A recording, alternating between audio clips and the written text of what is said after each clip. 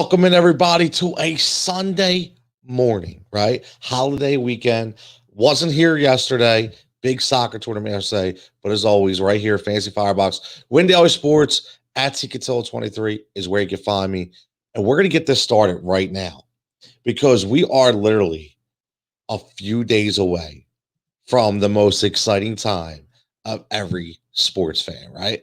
We all know fantasy football is where it's at. Fantasy sports is where it's at. So before we start, as always, like I'm going to tell you, make sure you subscribe to this YouTube page. Show these Win Daily guys that Jigsaw is the guy to listen to. Okay. Show them that, I'm not just doing this for my health, right? So we're doing this to have some fun. But now, in all seriousness, subscribe to the Win Daily Sports Team YouTube page. Get your gold membership. Get ready for football. Let these experts, as well as myself, help you inside the analytics and make you some money within this NFL season. And even if you're not making money, we're going to have some fun.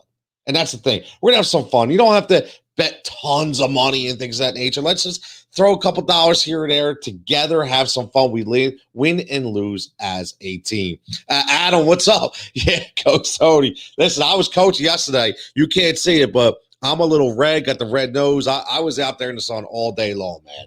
All day long. I mean, it was a great day. As always, love every minute of it. But right now, I figure, you know what? Usually what happens is we get in tune with the baseball game on Saturdays, right? Fantasy Firebox covers all angles. It covers basketball, it covers baseball, and most importantly, covers football. So usually on Saturdays, we do an MLB show. And basically what we do is we take some picks, do some cores, do some lineups. But yesterday, I was on the soccer field, not there. FSU for the upset tonight. Dennis is already on that college game. I love it. He's already on the college game. But today what I wanted to do is, because we got drafts coming up, and there are a lot of interesting scenarios that are going on. I've had about 6 drafts already, and I've seen some things that are head scratchers, right? I see a lot of reaches.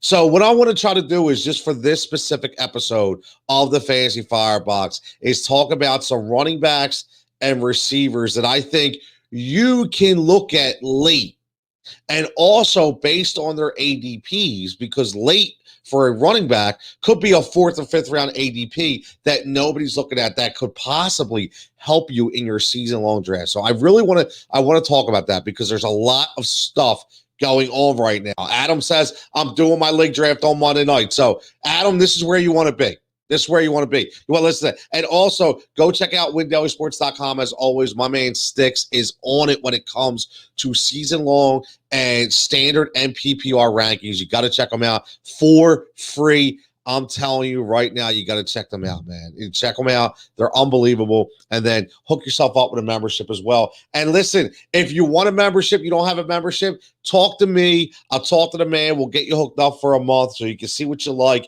And then if you like it, stick with us. I guarantee that you are, because we do have some fun. So let's get right into this, because there are a multitude of picks that, for me, for my money, that are kind of going by the wayside.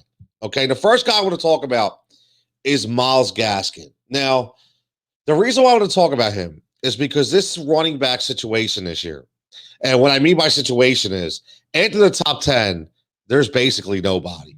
And what I mean by nobody, there's nobody you can hang your hats on and say, you know what, this guy is going to carry my team.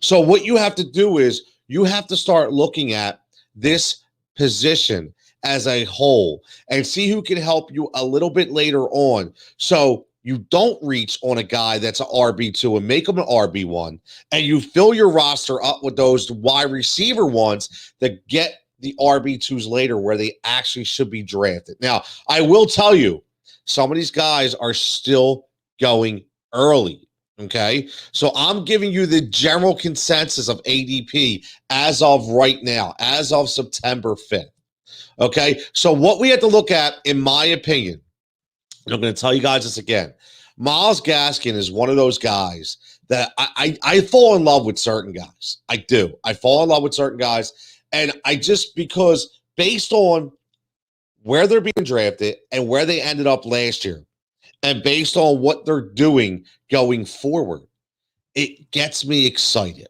So let me just tell you why Myles Gaskin, as a fourth-round ATB, gets me excited. Now, number one, everybody's going to throw, because when I talk about Myles, everybody throws the Malcolm Brown thing in my face, right? I don't care about Malcolm Brown. I don't care about Brian Flores. I don't care about RBBC, running back by committee. It doesn't bother me one bit. It's all coach speak. I'm telling you right now, it is coach speak, because what Myles Gaskin can do is what something that Malcolm Brown can't. And that's being elusive and being a target out in the screen game and out in the wheel routes on a team that's going to be very mobile because of their quarterback into it. So this is what gets me excited. And I tell everybody this because I don't think they look inside the numbers, okay? Does everybody realize that there were only 2 games last year? Only 2 games. Now, Myles Gaskin did get hurt a few times last year. Only played 10 games. But again, if you look at it, this guy was impressive. He averaged 15 points per game. 15 points. So people right now are drafting running backs that are getting an average of double digits for their 3-year average over a guy like Myles Gaskin, just because Brian Flores says it's going to be a running back by committee, just because Malcolm Brown is the RB2. Give me a break, people. Wake up. I'm telling you right now, you need to put Gaskin on your list. Okay, and this is why.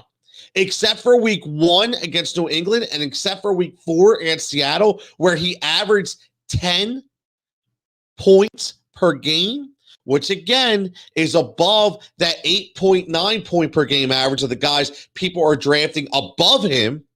Okay, besides those 2 games, he was consistently lowest game 14 and a half. He had gains of 20. He had gains of 18, of 34. Against Vegas, he turned a 34-point campaign. And he had at the least 3 receptions in each game, at a minimum.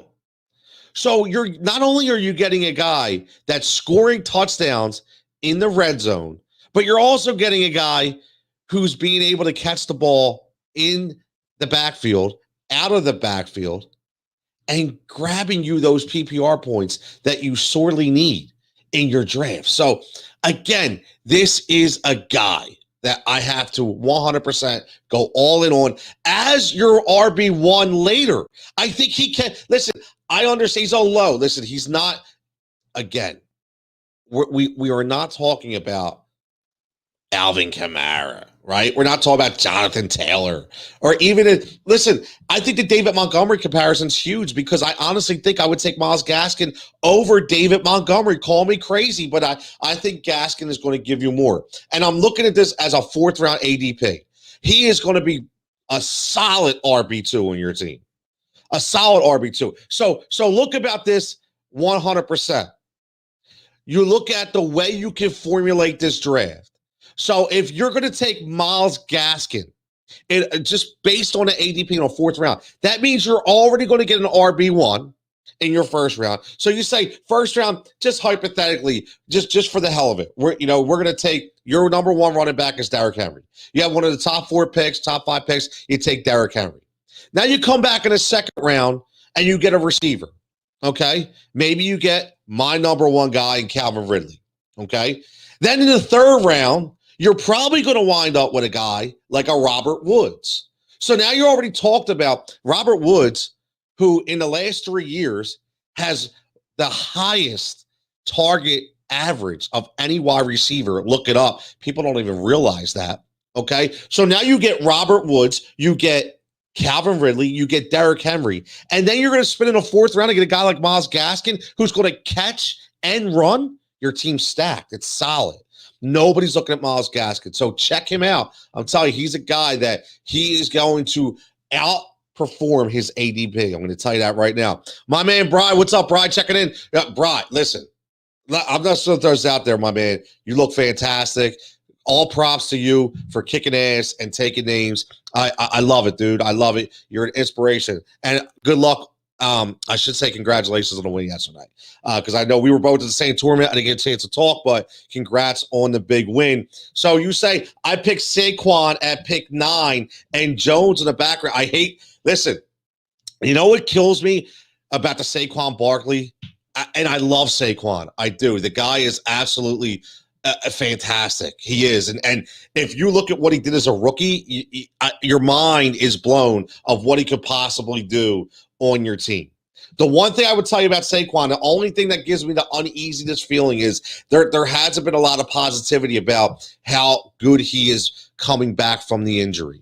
There hasn't been a lot of positivity about he could take the full workload right off the bat. That's the only thing that scares me with Saquon. But it's nice that you came back and were able to get Aaron Jones, because that's a huge deal. So now Aaron Jones quite possibly could pick up that slack that you're missing on Saquon, right? So even though the O-line is terrible, Brian, I don't think it really matters. I think he's that good that if he's healthy and he's 100%, that he definitely can outperform. Basically he can hide that bad offensive line and he can outperform. Whereas ADP is, because right now his ADP is actually a little low because of the injury factor. And like you say, you got him at 9. I've seen Saquon going in the second round, and I think that's because people are worried about the injury factor. Dawn, what's up, Dawn? My whole team sucks. Listen, hey, man, you never know. Fantasy sometimes is a game of luck. Right? You could draft the best in the world. Sometimes it doesn't matter. It could just be a game of luck, and it could happen. You just never know.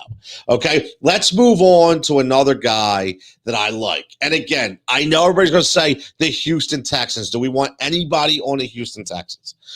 I get it. I do. The team's a mess, right? The team's a mess. It's all obviously the coaching situation last year. Then you got the whole Deshaun Watson thing. It is. It's a mess. And there's so many running backs, okay, in Houston that we're really not sure who's going to come out and be the heir apparent. Now, what I will tell you is, for my money, I think Philip Lindsay is the RB1 on this team.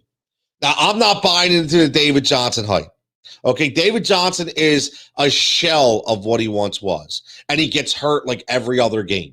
So I'm not worried about David Johnson. Mark Ingram, mark my words, he's done. He's washed. Okay? Mark my words, he's done. You're not going to get a lot out of Mark Ingram. Philip Lindsay, still only 27 years old. When he was used as the number 1 guy in Denver, he was pretty damn good. In 2018, he had a 5.4 yards per carry. 5.4 yards. Okay, 2019, 4.5. I don't look at last year because they brought Melvin Gordon in, and the whole situation was unsettled. But when he was the number 1 guy, he gave you over 1,000 yards 2 years in a row, and also gave you 50 targets, okay, which means he can catch the ball. This is going to be a bad team. Okay, this is going to be a team. You got Brandon Cooks out there. You got Nico Collins. We've all talked about that sleeper as a wide receiver. Who knows who's going to be throwing on the ball? But this is a team that's going to always be chasing points. It is. And Philip Lindsay can do it all. And at a 9th round ADP, like I said, don't reach. The running back position is very scarce, but don't reach. Okay, make sure you get your RB1, but after that, don't reach. Go with the value. Go with that receiving value that is there. Go with it. Lock them up and talk about these guys later on in your draft. And if you see the running back wheel starting to go, okay, well, then maybe you reach out and grab one. But we're talking 5th, 6th, 7th round, not 2nd or 3rd. Don't be that guy. It's not going to help you. You are going to regret passing up some of those wide receivers at that time. I'm telling you right now. So what you need to do is you need to jot these down. Fantasy Firebox today on September 5th, and look at these guys in your upcoming drafts this week. Okay, throw them in your queue. Wait for that 4th and 5th round to come, and then boom, start to attack and look at these guys. Because I really think, listen, Philip Lindsay could be very, very valuable to a fantasy owner. Okay, he could. And you just go back to 2019 and 2018, and you look at his games. When he was used, when he got over 15 attempts, right? When he got over 15 attempts, he averaged 17 points per game. When he got over 14 attempts, I know it's only dropped off 1, he averaged 14 points per game. Okay, so here's a guy who's giving you double-digit points on a bad team that's going to be chasing points. He's going to get a lot of runs. Why not be able to draft him late? These are the kind of guys that can win you a Super Bowl. I'm telling you that right now, because these are the guys that you don't reach on. They fall into your lap and they become weekly starters when nobody even ranked them. I'm telling you, it happens. It happens all the time, right? Happens all the time. Hey, Al, what's up, buddy? Al taking care of that half-court heat. I love it. Thanks, man. I appreciate it on a Sunday morning checking in. As always, my God, I can't wait to get that half-court heat up and running again. So let's go right now and look at another sneaky running back. Now, I told you that I have guys. Now, my last guy I'm going to say, because he is my gem, my sleeping gem. But let's talk about Jamal Williams. Now, last night, I joined Sirius last night. Again, as always, my man Jason from Wendell Sports always likes to have me on. I appreciate the hospitality, bringing me on, letting me talk on a Saturday night while everybody else is sleeping, but we're rolling. Okay, and that's fantastic. And we talked about Jamal Williams last night. Okay, and honestly, another guy who I think is being overlooked. Again, these aren't guys going to be your RB1s, okay? But again, in a situation, okay, where you're looking at this running back position, not offering any kind of value after the top 10, as far as, I should say, upper end value. What I mean by that is no value for you to reach the second and third round, even though people are. The value is later, and that's why we're bringing these up. And Jamal Williams, I hope you remember him in Green Bay because he was the 1B to Aaron Jones, and he got a lot of clock. He is a fantastic coverage running back. And what I mean by that is he protects the quarterback. He knows how to block. He knows how to scheme. And he's on a bad team in Detroit. The kind of guy, DeAndre Swift, who is already hurt. DeAndre Swift has shown he's very nimble. And when you have a guy that's nimble and a guy that gets hurt a lot, the second guy on that depth chart is going to be the guy that's extremely valuable. Not just as a handcuff, but a guy that you can look at that's going to give you, again, rushing attempts and targets on a team in the Motor City that's not very good. Also on a team under Dan Campbell and Anthony Lynn, who's going to want to run the ball. Remember what Anthony Lynn did for Chargers. I was going to say in San Diego. So I caught myself, okay, even though I loved San Diego. Okay, so think about what Anthony did with the LA Chargers. He frustrated the hell out of every fantasy owner who had Austin Eckler because every time he turned around, he was throwing somebody else in there, whether it be Joshua Kelly, right? Whether it be Justin Jackson. We went through all these experiments. But what that should tell you, though, is he's not afraid to use his depth chart, which buys right into Jamal Williams. So when Jamal Williams, even though he was with Aaron Rodgers, even though you take 1, 2, 3, 4, 5 games where he had double-digit attempts, and every single time he had double-digit attempts after 15, which would be a starting running back, he averaged at least 15 points per game for fantasy. That shows that he's able to carry the load if there seems to be a DeAndre Swift injury. But again, maybe he doesn't have a full workload in week 1.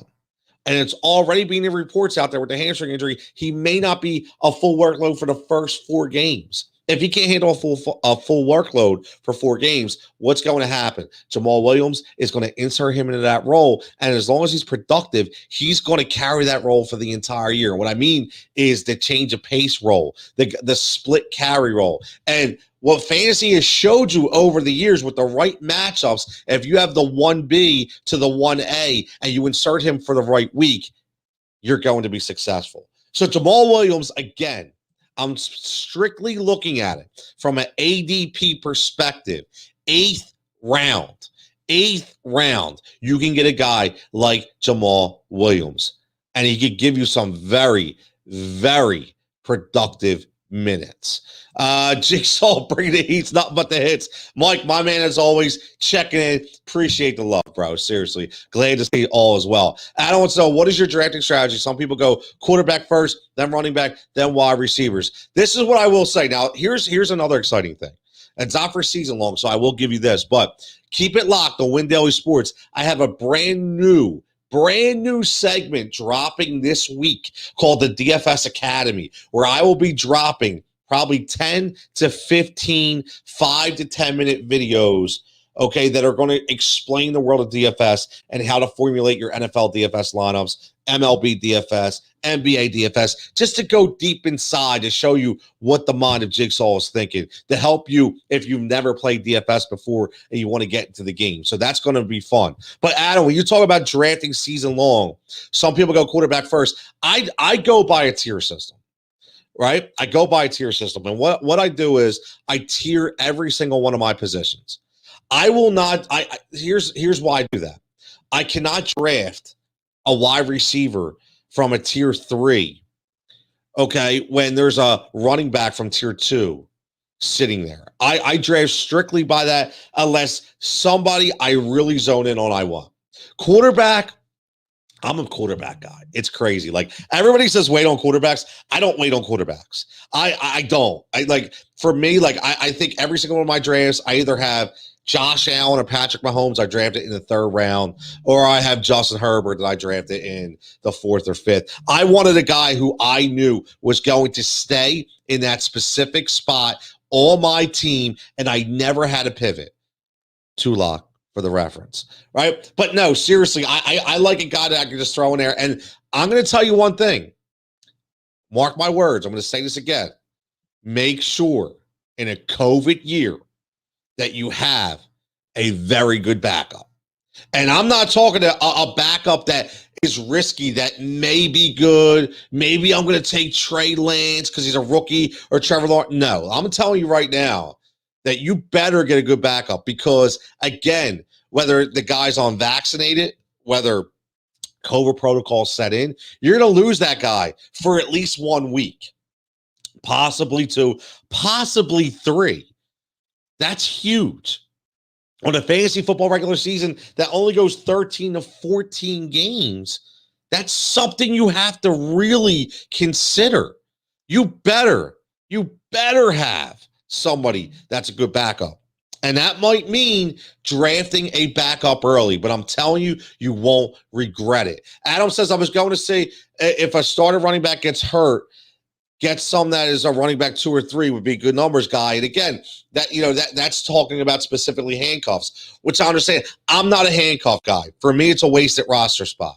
People say that all the time, but I don't do it. I'm sorry. And call me risky, call me crazy, but I would much rather a guy on my team that's going to get consistent minutes before I take a guy who may play or may get in. It's a wasted roster spot to me. I'll take the risk of going forward without a handcuff. That's just me. So that's why I'm giving these guys, Adams. These are the guys I think you should look at. You've drafted a guy like Jamal Williams very late with the 8th round ADP. At least you know he's going to get some clock. He's going to get some consistent points. You're not waiting on an injury for him to insert himself into your lineup, right? And I think that's the most important thing.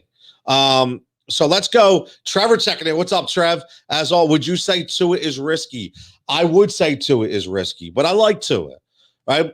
They have a lot of offensive weaponry out there in Miami, right? They do. It's just it's going to be curious to see how they use Tua, right?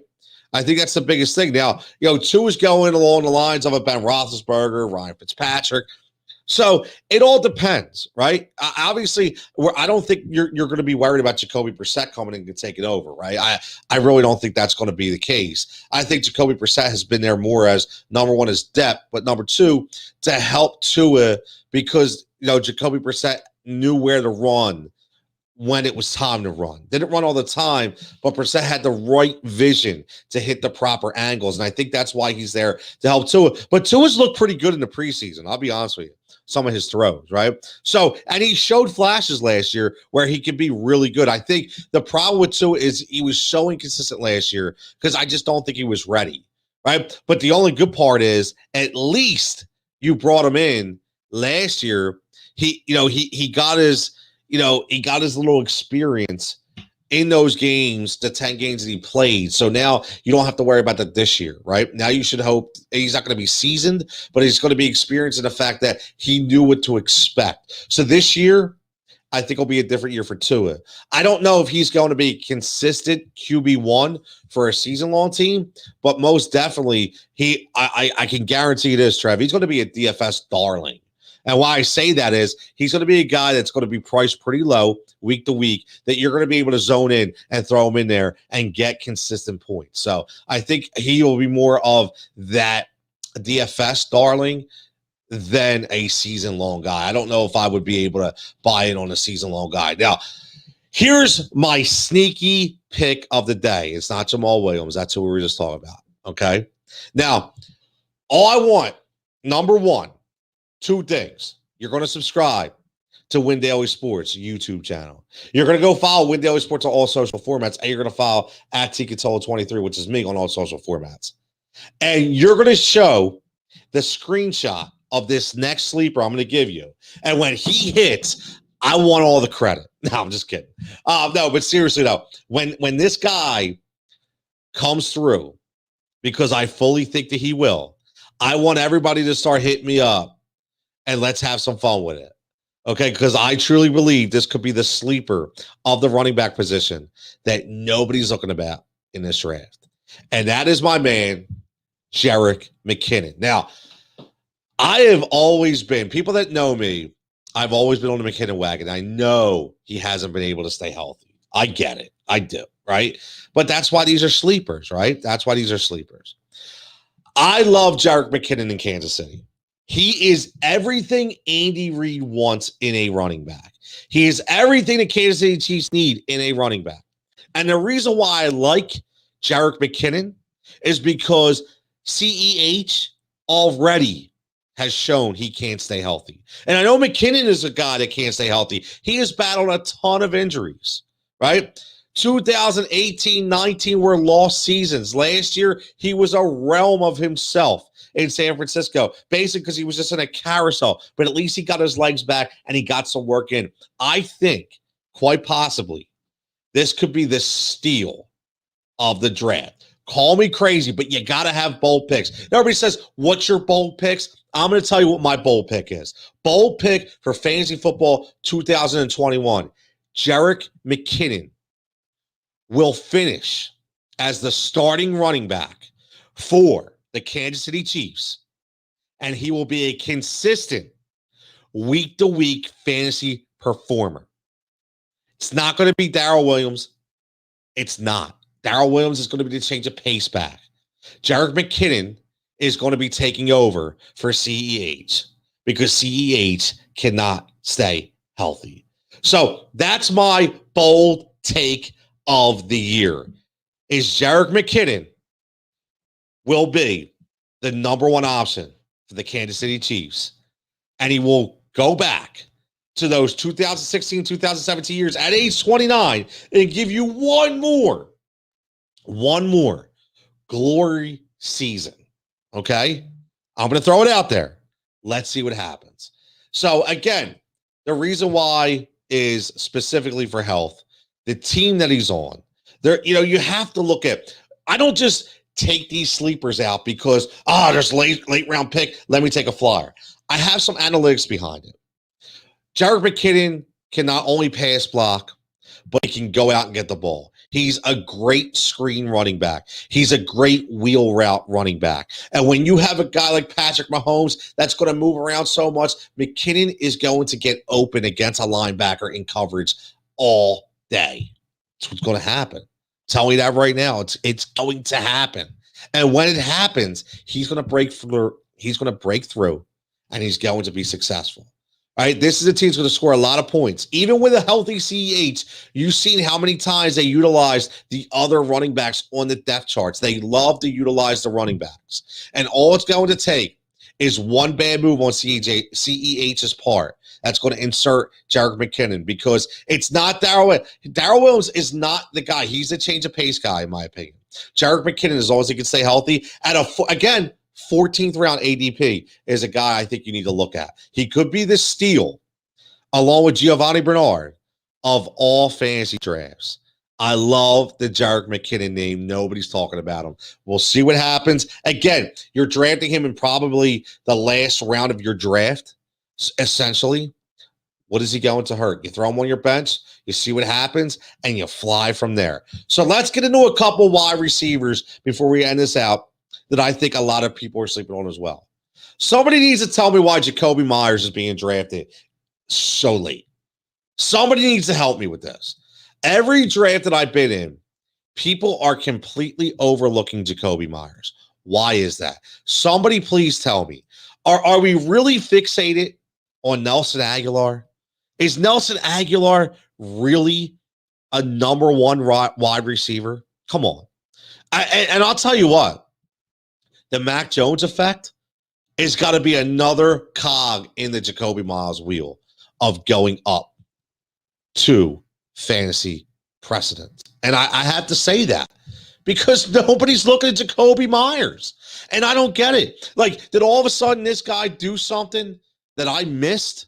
Last year, 14 games, 81 targets, number 2 on a depth chart. When we're talking about Nelson Agholor, Jakobi Meyers, Kendrick Bourne, N'Keal Harry, are we really blown away by these receivers? Are we? No, Jakobi Meyers is 100% the guy. Nelson Agholor had one good year in his career. One. Now, all of a sudden, he's going to go to New England, right now on his third team and excel? No. It's going to be Jakobi Meyers. Okay? It's going to be Jakobi Meyers. Do you look at his stats? What are you not looking at? When he averages over 7 targets per game, which he did in 5 games last year, he's averaging at least double-digit fantasy points. Right now, Mac Jones is going to zone in on a guy who can catch the ball and get open. That guy is going to be Jakobi Meyers. I'm telling you right now. He is the most talented wide receiver in the bunch. I don't care what anybody says. I don't care if you say they're going to run first offense. I don't care if you say they're going to utilize double tight ends. No, here's what's going to happen with Jakobi Meyers. This is why I like Jakobi. Because with Cam Newton as that number 1 quarterback in New England, what we thought was going to happen, the double tight end set was going to be there for Cam Newton as an outlet, was going to be there for Cam Newton to be able to get that short passing game going so he wouldn't have to go down the field with his bum shoulder. Now that changes. Now, Jonnu Smith and Hunter Henry, you know what they're going to be? They're going to be standing blockers. Why? Because you have a young quarterback who needs to develop his field vision. And because of that, I think they both take a 15% hit on their targets. And if that's a 50% hit on 2 guys, that's 30%. If you cut that in half to give me 15% again, and you throw that onto Jakobi Meyers on a full season, he's giving you over 100 targets. Over. So if 100 targets equals 70 catches, that 900 to 1,000 yards, sign me up all day. For a guy who's being overlooked and not until the 12th round. This is the things that you have to look at. Or these are the things that you have to look at. And again, he's not a flashy name. Because he's not a flashy name, he's falling by the wayside. That's what's happening. He's not a flashy name, so nobody's looking at him. Everybody's thinking that this New England offense is going to flounder. They're just going to run. They're going to completely forget about the outside receivers. That's not me. I love Jakobi Meyers. And at an ADP of the 12th round, he's a guy I think that could really do some damage on your team if you get him in the lineup at the right time. So another guy I think you need to look at right there. Again, a 12th round ADP, there is tons of value in the fantasy wide receiver market. Tons of value. Agholor, exactly, Adam. Agholor drops too many passes for me to pick him up. I just don't understand why people all of a sudden envision him as this number 1 wide receiver on a team like the New England Patriots. He's not going to be that number 1 guy. So stop worrying about Nelson Agholor and pick Jakobi Meyers up today. Paul, what's up, Paul? He says, I need a fantasy football league to join. Man, I'll tell you, Paul, I wish I had another one, man. I do. I wish I had another one. But what I can tell you is, even if you don't do a fantasy football league, What you can do is if you join us on Win Daily Sports and you follow us in Discord and you talk with us through all the Discord chats about all the fantasy players, you throw that DFS on the daily fantasy lineup in every week. Okay, and we work together. We have some fun with it. It could be something you may like. So go check us out. Again, windailysports.com. Check us out. Get in that Discord chat. Okay, and again, I can tell you right now, I can hook you up. We can get you a free 30-day membership. Okay, give you a 30-day gold membership for the first month and see how you like it. All you need to do is drop me your email address. Let me know. Get in there. Figure, start messing around. Look at all our projection models that are top notch, I would say. Honestly, our expert chat, which is unbelievable. Guys are hitting you up every 30 seconds, going across the board, talking about your lineups, and then you can get in the game that way. And I guarantee you probably have some fun. So if you want, drop me your email. I'll get you 30 days for free. Check it out. And then if you want to purchase from there, up to you, my man. But I guarantee you're going to like it. We're going to have some fun this year. That's for damn sure. Is it like, yes, it's 100% Paul. It's DraftKings.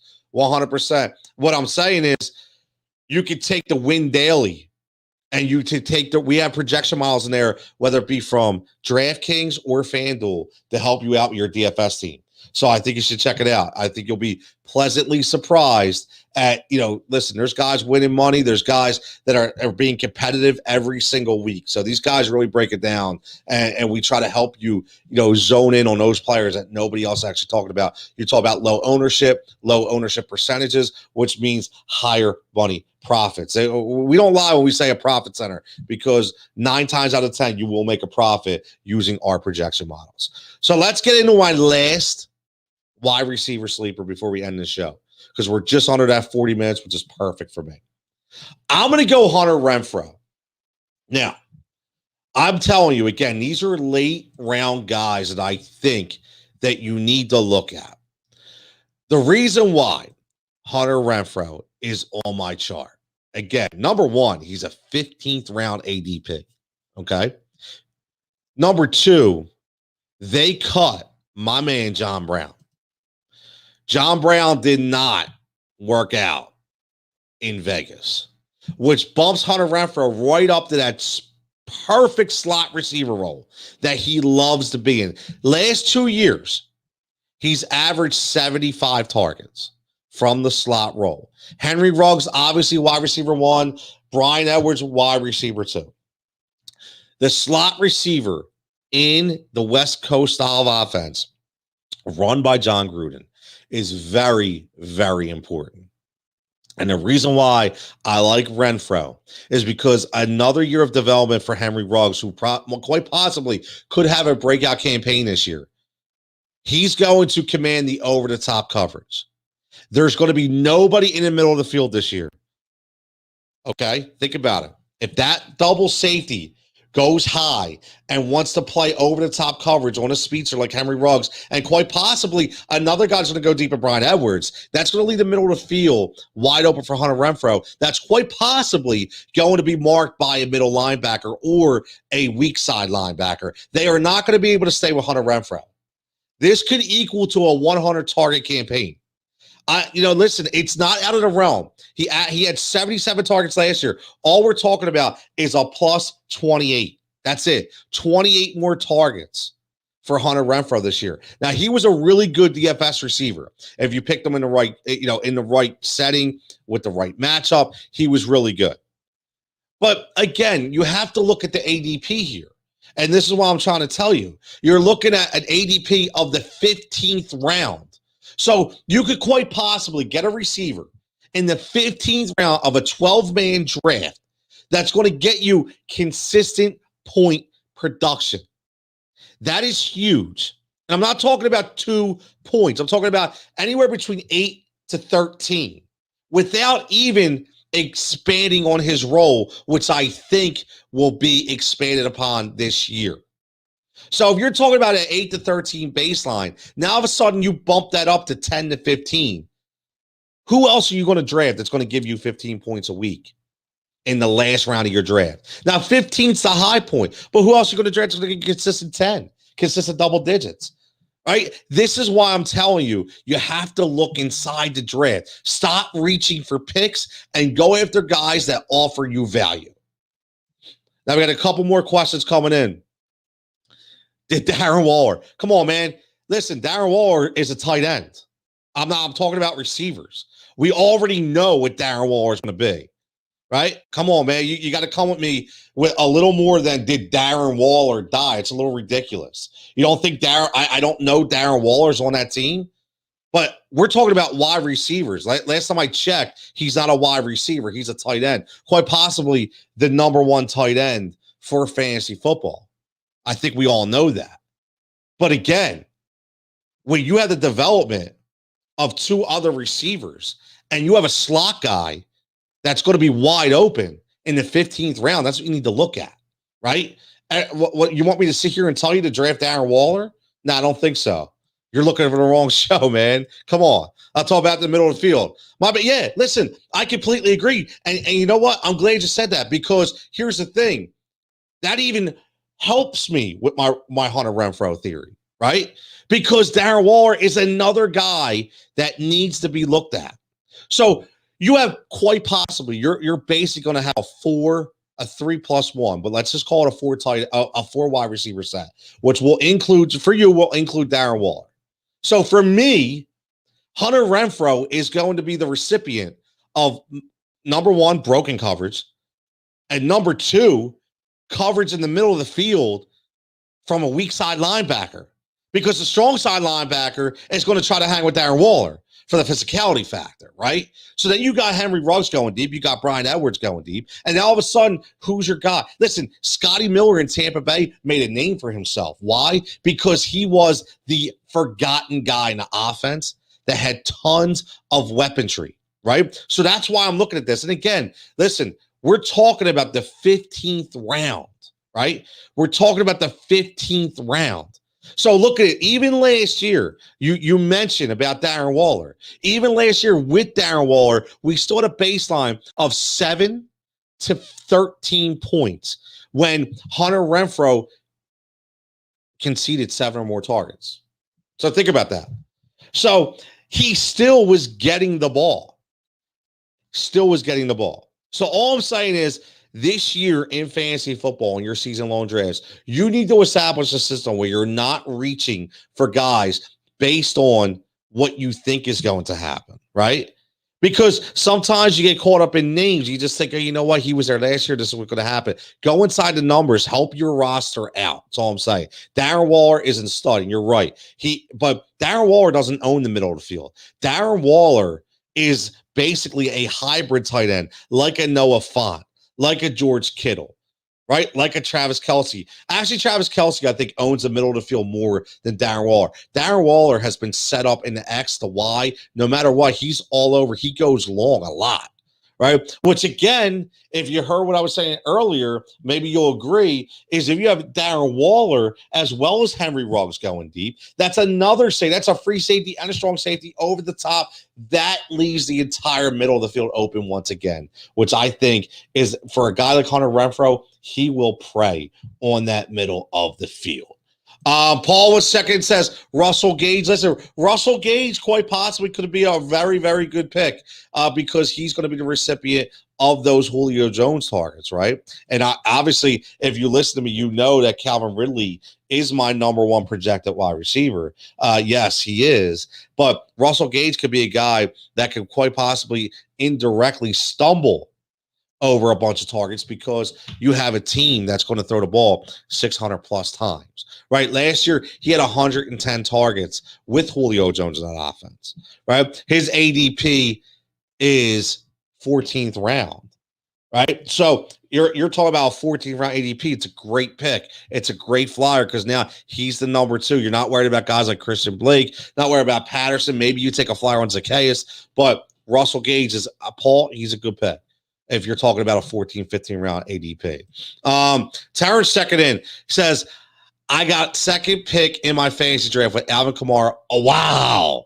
Alvin Kamara already on the board on your team as a keeper. That's great work. Listen, I'm going to be honest with you. This happened to me. I kept Austin Eckler in one of my keepers, and I drafted Derrick Henry.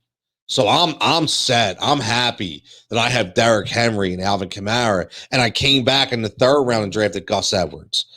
So I'm very ecstatic about my running back situation. So for me, what I would tell you is if there is a top 10 quarterback, obviously I don't know who all the other teams are keeping. If there's a top 10 running back on the board, when you pick at number 2, you 100% have to take a running back, because now you are set for the entire draft. And you can start banging out those value wide receivers later on. I think that's definitely something you have to take a look at. Paul says for the late, yes, exactly, Paul. You're right. He's falling through the cracks, right? Stomp on him. If you can get him 12, 13, 14, 15 round, why not? 100 target guy, 72 catches last year. That's tremendous value late in the round. Go second again. Thoughts on Emmanuel Sanders then in Buffalo? Listen, Ghost, I'm going to tell you who my guy is. Because obviously Emmanuel Sanders, we're talking about potentially as a sleeper pick because of the wide receiver 2 or wide receiver 3 status, whatever we want to call him. My guy out in Buffalo is Gabriel Davis. I'm going to tell you that right now. So Gabriel Davis is another guy that nobody's talking about. Emmanuel Sanders, great route runner, tremendous blocker, right? Remember that, tremendous blocker. So I don't think Emmanuel Sanders has the clock that a lot of people are expecting him to have. Father Time is a mother, man. You cannot beat out Father Time. Even though he's looked good at camp, he's not going to give you 120 targets. If you've watched the preseason, the guy that Josh Allen's been zoning in that receiving core after Stephon Diggs has been Gabriel Davis. Second-year receiver. He had a fantastic year as year 1 last year, and year 2 is even going to be better. He's big body. He goes up and gets the ball. He gets open. He gets off the bump and run coverage on the outside. He doesn't shy away from press coverage, and he's got speed. So I could definitely see Emmanuel Sanders being more of the pick receiver, more of the decoy, and Gabriel Davis being more of the guy in Buffalo when we're talking about after Stephon Diggs. So for me, my money, Emmanuel Sanders, not a bad pick depending on where you pick him. But if you want a really good late round flyer that's probably not even being drafted, I would really look at Gabriel Davis. I think he's going to have a really big year for Buffalo based on where you're going to have to draft him. Terrence says, looks like Saquon, Zeke, Eckler. Well, listen, I am all here. I love what you're saying right here. This is perfect. We'll talk about this. A question coming in. We got a couple minutes left, and then we're gonna roll. But looks like Saquon, Zeke, Eckler will be available at the second pick. I would go all in on Austin Eckler. I'm sorry. Now, again, I know people are gonna say I'm nuts, right? You're gonna sound crazy, but Saquon Barkley, even though absolute beast, right, could carry your team when and if healthy. What I will say, though, you look at these 3 guys, what guy offers you the least amount of question marks? The least amount of question marks, because quite possibly you're probably going to have the highest targeted receiver in the league with Alvin Kamara, right? You're already going to have that. So if you grab a guy like Austin Eckler, listen, Zeke Elliott, we still have to think. Is Zeke Elliott going to ever produce at the volume that he once did? Is he ever going to be 100% into the game to be able to do that in a Mike McCarthy offense? I don't know, right? I think we all have to question that. Saquon Barkley, will he be able to stay healthy all year? He's already not going to get a full workload for the first 4 weeks. Already. Are you comfortable with that? What are the knocks on Austin Eckler? Anthony Lynn is gone. Austin Eckler not only has shown to be able to carry a workload with 92, 93 catches in the past. I'm talking about only 2 years ago, because I take out last year because of Anthony Lynn.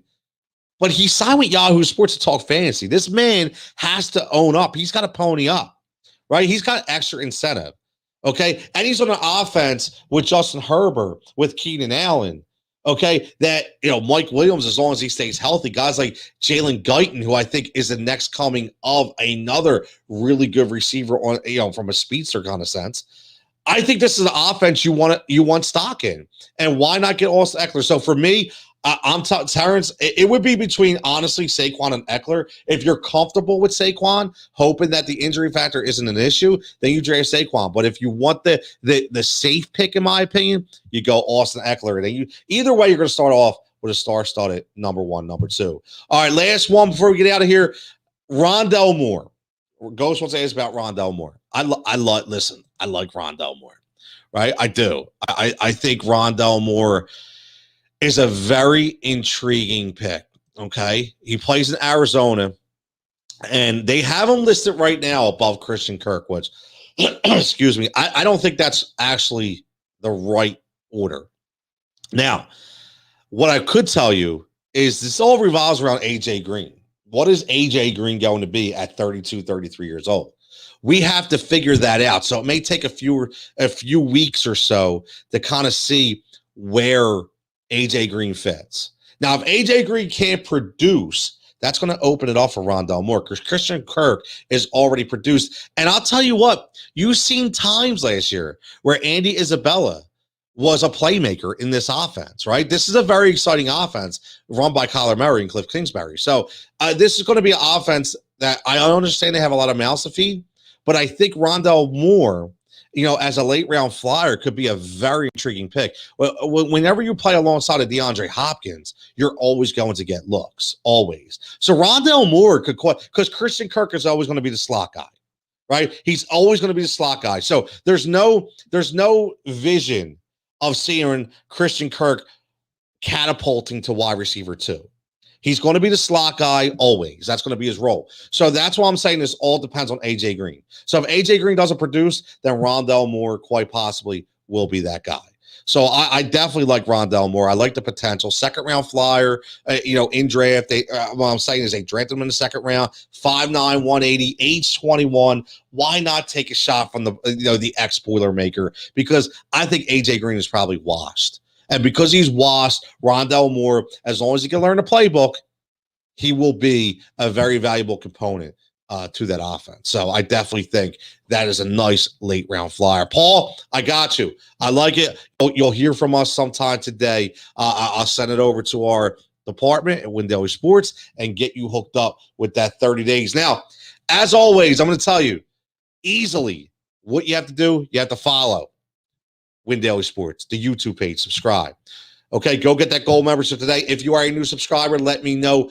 Put your comment and put your email address in the thread, and we'll hook you up with your first 30 days on us, and then we'll go from there so we can get these subscription people into our Discord chat where we have tons of fun and we talk fantasy football and fantasy sports all day long. Whenever you're up, here's the best thing about the Discord chat. Whenever you're up, you go in Discord and you can find somebody to talk with you, whether it be 4 a.m., all different time zones, whether it be 7 a.m., 7 p.m., doesn't matter.